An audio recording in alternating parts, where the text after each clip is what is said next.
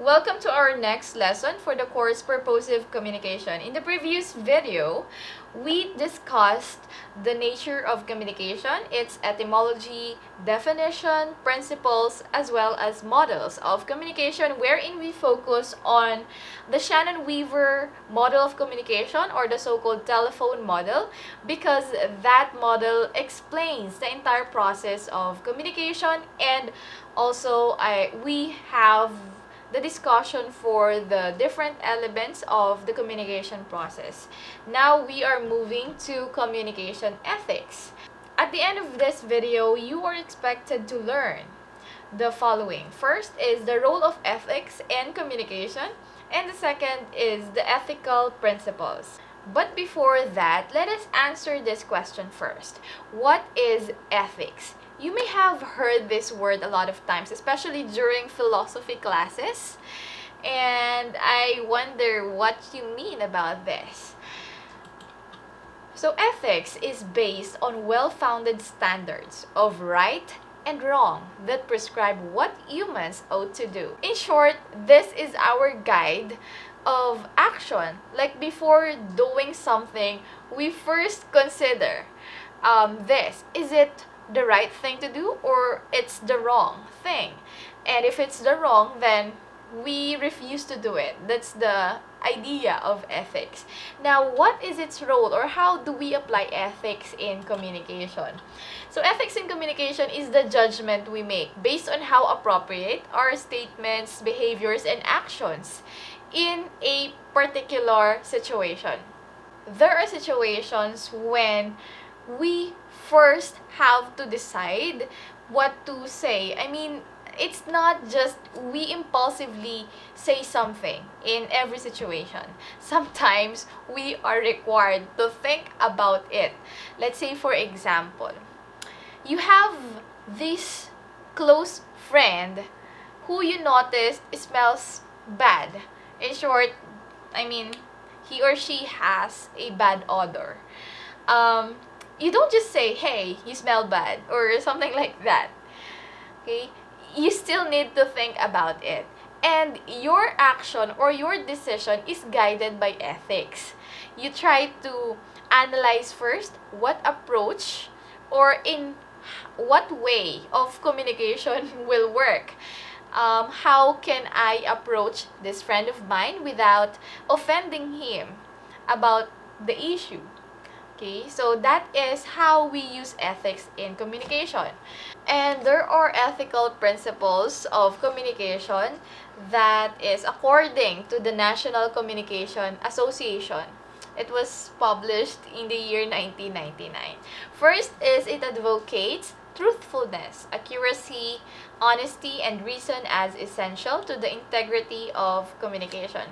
So in short, your statement, your behavior, the symbols that you're going to use should advocate truthfulness. It should be fact, truth, accurate, honest, and essential to one's integrity.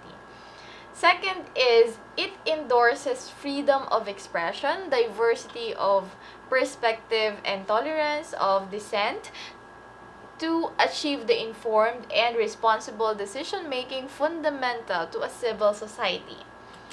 Third is it condemns communication that degrades individuals and humanity through distortion, intimidation, coercion, and violence, and through the expression of intolerance and hatred. Now we have this freedom of expression, but in this ethical principle of communication, it says that whatever that degrades individuals or the humanity is something that should be condemned, or we do not really encourage, or we do not tolerate way of communicating when it ruins or it hurts people, especially if it's intentional. Okay, because the consequence here is the entire relationship with the people involved in that process might be ruined. So again, it condemns any way of communicating that degrades individuals and humanity. So through the following that is already mentioned. And lastly, it believes that communicators should accept responsibility for the short and long-term consequences of our own communication and expect the same of others. Um, Communication involves responsibility. Like whatever you say, you're going to face the consequence. If it's positive, then you have the responsibility. You should take the responsibility. And it's more evident when what you said is harmful or degrading. Let's say you intentionally did something or said something to someone, and then you should take the full responsibility of your consequences, be it long term or short term.